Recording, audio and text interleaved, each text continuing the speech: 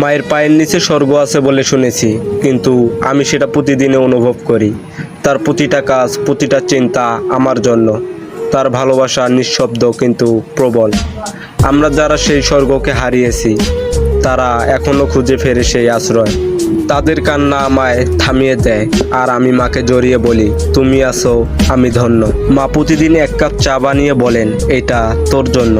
এই ছোট্ট যত্নটা হৃদয়ের সবচেয়ে নরম জায়গা। এই যত্নটা হারালে কি হয় সেটা জানে শুধু যারা হারিয়েছে। তাদের শূন্য ঘর, নিঃশব্দ টেবিল আর অপ্রাপ্তি।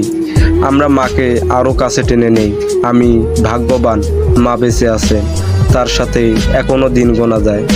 আমার মা যখন বলেন, তুই থাকলে আমি কিছুতেই ভয় পাই না, তখন মনে হয় আমি পৃথিবীর সবচেয়ে শক্তিশালী মানুষ। এই বিশ্বাস, এই ভালোবাসা কোনো রিলেশনশিপ, কোনো বন্ধুত্ব দিতে পারে না।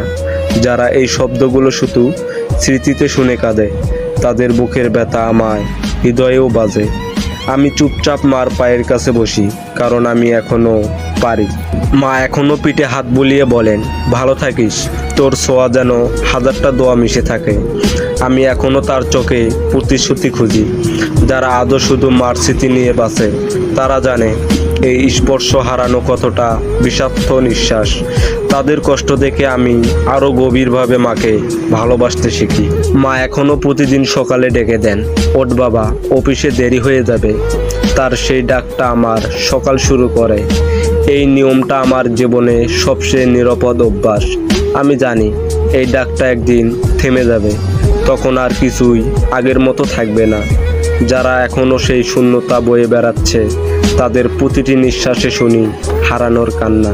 মার জন্য আমি আজও সেই ছোট্ট ছেলেটায়, যে ঠান্ডা লাগলে উশ গায়ে দিয়ে জড়িয়ে নেওয়া হতো। আজও তিনি রাত জেগে আমার অপেক্ষায় থাকেন। তার চুপচাপ ভালোবাসা আমি এখনও নিজেকে বেঁচে থাকা মনে করি। আর যারা শুধু মা বলেই কেঁদে ফেলেন, তাদের বুকে হাহাকার যেন আকাশ কাঁপিয়ে দেয়। আমি কৃতজ্ঞ, আমি ভাগ্যবান, আমার মা আছে।